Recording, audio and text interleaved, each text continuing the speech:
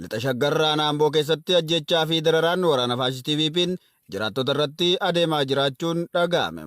Jaalmoo Sabaa dabalata qabam. Waraanni mootummaa garboonfataa PP haala suukkanneessaa ta'een hawaasa irratti ajjechaa raawwachaa jiru itti fufuun sarbaminsa mirgoota namoomaa, hidhaa fi dararaa hamaa jiraattota irraan gahaa jiraachuun himame. Bifuma kanaanis magaalaa Olonkomii fi naannoo isheetti hawaasni humna ol dararamaa jiraachuu ibsuun waraanni maafiyaa PP safuu hin beekne gochoota safuu hawaasichaa cabsan hojjechuun kan beekaman humnaan qabanii shaamarran gudeeduu itti fufuun caamsaa 16 bara 2024 shaamarran 2 gudeeduun dhaga'ameera. Kana malees namoota waraana bilisummaa Oromoo waliin hidhata qabu jedhaman yommuu qaban mataa irratti pilaastika baqsaa jiraachuu fi dargaggoota magaalichaa humnaan qabanii konkolaataa irra buusuun gara leenjii waraanaatti ergaa kan jiran ta'uu jiraattonni arraanni biyyoolessa Oromiyaa dubbise tokko himaniiru. Oduu ajjechaa wal qabatuun ammoo aanaa Ambootti waraanni PP dargaggoo maqaan isaa Qacalee Magarsaa jedhamu caamsaa 18 bara 2024 aanaa Amboo ganda Doobbii jedhamutti isinaaperiin mataa keessa dha'uun ajjeesanii jiraachuus dubbatan.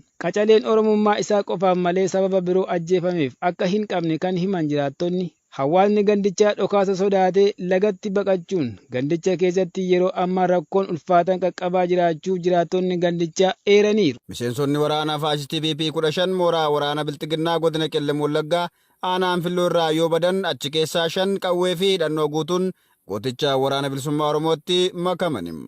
Jaalkennaa Sabaa guutuu gabaasa kan akka taanutti isiniif dhiyeessam. Sirni cubbamaan PP gadaa aangoo isaa dheereffachuuf ilmaan haadha hiyyeessaa humnaan maatii jalaa qabee leenjii waraanummaa kennuufin uummata Oromoo ittiin cabsuuf bobbaasus yeroo adda addaatti bakkoota garaagaraa irraa mooraa sirna nama nyaataa Bilxiginnaa ganuun gooticha waraana bilisummaa Oromootti harka kennachaa fi qawwee ka'anii badaa jiru. Haaluma kanaan torbee darbe keessa godina Qellem Wallaggaa aanaa Anfilloo mooraa waraana Bilxiginnaa magaalaa Muggii fi Seertumee irraa loltoonni 15 gananii jiru. Waraana Abiy Ahmed sirnicha ganan keessaa 2 dheengada caamsaa 18 2024 mooraa Seertumee keessaa ba'uun wobootti harka yoo kennatan 3 magaalaa Muggii irraa woboo bira ga'anii jiru. Loltoonni isaanii 10 ammoo meeshaa bosona dhoksuun uffata jijjiirratanii baduun barameera. Toota Bilxiginnaa wobootti harka kennatan irraa hubachuun akka danda'ametti murni Bilxiginnaa lola itti fufuu waan barbaaduuf loltoonni ammoo lola nuffanii nagaa barbaadaa akka jiranii fi mooricha keessatti olaantummaan warra nafxanyootaa jabaachuun ilmaan Oromoo irratti dhiibbaa ta'aa jiru jibbuun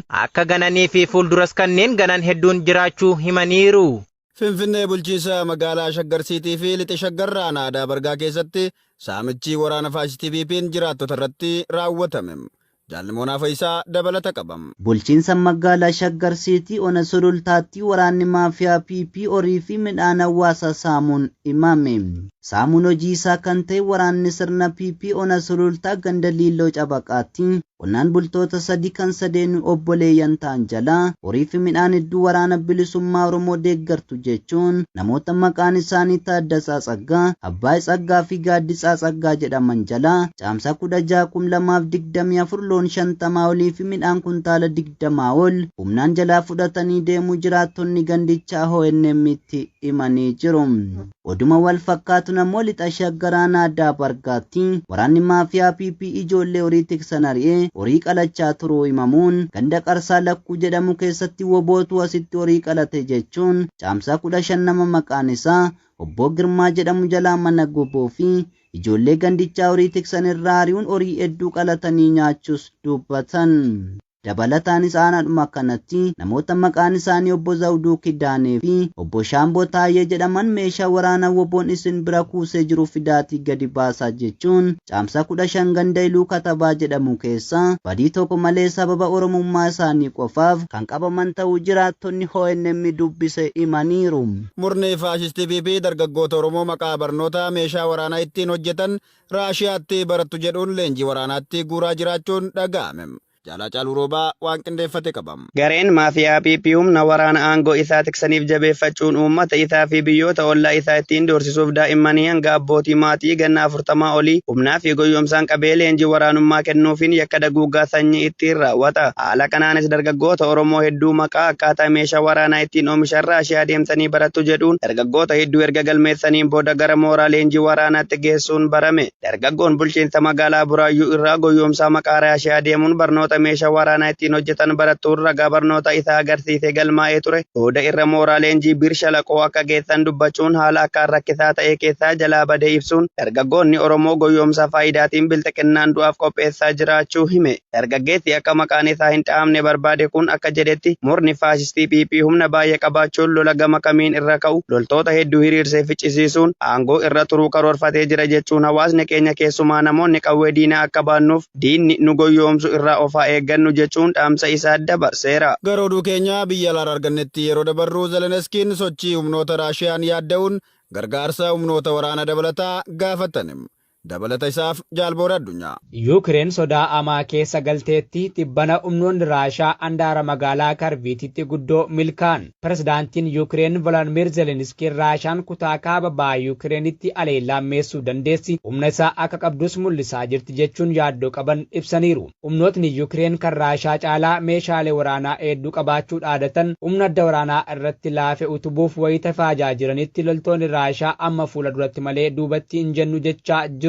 Haalli Raashaa kun bitaa kan itti galee fi sodaa keessa kan isaan galche bulchaa Yuukireen kun gurmuun humna waraanaa isaanii fi amileen loltootaa rakkoo keessa galuu amananiiru. Kutaaleen waraanaa birgeediin hedduun qullaatti afaniiru jedhan. Humni qilleensaa isaanii hanqina xayyaarota waraanaan rakkoo keessa galuu AFP'tti kan himan Zelenskiin ammas deeggarsa humna ittisaa qilleensaa fi jeettiiwwan waraanaa gaafataniiru. Har'a Yuukireen ittisuuf kan barbaachisu keessaa 25% qofaa harkaa qabna jechuun dandeettii humna qilleensaa isaanii jiru ibsa. Turan. Raashaan akkan duratti olaantummaa hin arganne gochuuf humni qilleensaa keenya xayyaarota waraanaa ammayyaa 120 hanga 130 qabaachuu qaba. Dhiyeenya kana Ameerikaan deeggarsa kuufamaa walumaa galatti doolaara biliyoona 61 ta'u Yuukireeniif akka kennitu mirkaneessiteetti. Sagantaan gargaarsaa USA kun deeggarsa humna waraanaas ni dabalata. Ammoo Raashaan yeroo dhiyoos haala hin eegamneen gara fuula duraatti deemuun iddoowwan baay'ee Yuukireen harkaa oolfattee jirti. Kaaba bahaa Yuukireenitti kan argamtu magaalaa guddoon lammaffaa taate Karviik keessatti gandoota hedduu qabataniiru warri Raashaa. Bulchaan naannawaa Karviik Oleg Saayinguboof torban tokko keessatti namoonni 10,000 ta'an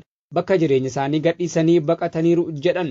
Kun kanaan osoo jiru ministeerri muummee Poolaandi Doonaald Taaksi ammoo humna daangaarra jiru cimsuun diina karaa ba'aa itti dhufuu malu ofirraa qolachuuf yuuroo biliyoona 2.3 ramaduu ibsaniiru. Daangaan isaan banan kun kan Raashaa, Beelaarusii fi Yuukireen waliin qooddatanidha.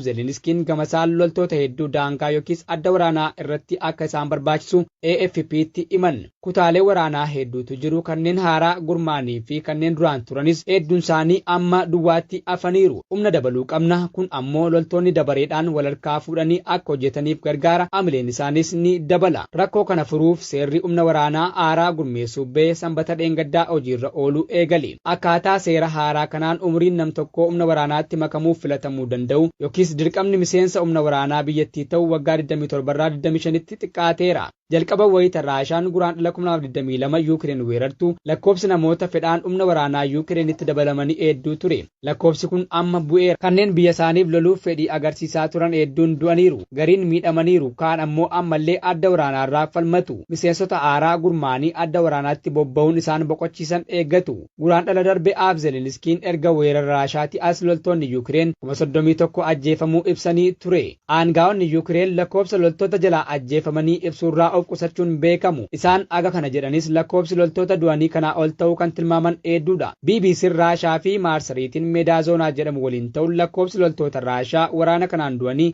50 akka caalu adda baasanii jiru jechuun BBC'n gabaaseera.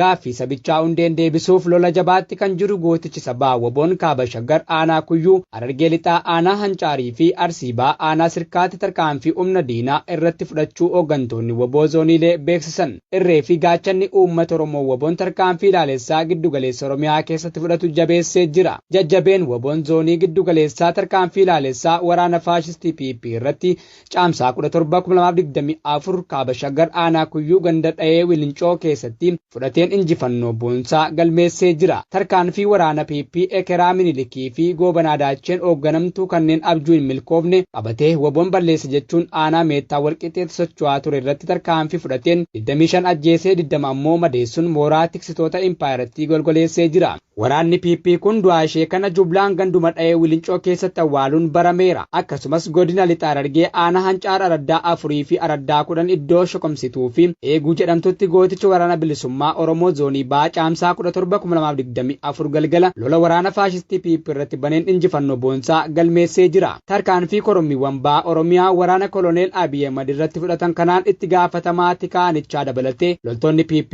10 battalatti ajjeefamuun 4 harkaan qabamtee jirti. Gama meeshaatiinis qawwee AK-2 fi kan biroo 2 irraa hiikuun dantaa qabsoo bilisummaa Oromoof galii taasisee jira. Kibba Baa Oromiyaa godina Arsii Baa aanaa Sirkaa keessatti waboon tarkaanfii boonsaa fudhachuu beeksise. Itti dabaluudhaan korommiiwwan zoonii waraanaa Kibba Baa Oromiyaa Cibiraan Jaalladhii Gammadaa diina maqaa sakattaa woboo jedhuun bobbaatee rasaasaan iddee baarudaan macheessuun olii fi gadi ari'ee uummata keessaa baasuu itti fufee jira. Guyyaa dheengaddaa Caamsaa 18 waraanni faashistii Abiy Ahmadiin aadaa fi safuu uummata Oromoo cabsuun hawaasa nagaa iraarsaa turte irratti tarkaanfii boonsaa fudhachuun loltoota 13 ajjeesee 17 madoon adabuun gara magaalaa irraa dhufteetti deebisuun dhukkubbii guddaa kaabinoota biltsiginnaatti ta'ee jira. Akka odeessi keessoo isaanii argame addeessutti haalli Ahmadiin ittiin socho'aa jirtu kan duraa caalaa amilee dhabuu fi wal shakkii guddaa keessa seenuun bobbaa irratti wal dhabaa jiraachuun barameera. Waraanni Abiy Ahmadiif amanamootaan kun amilee dhabuu fi abdii kutannaarraan kan ka'e uummata nagaa lafarraa balleessina jechuun socho'aa akka jiran odeessi keessoo isaanii ni addeessa.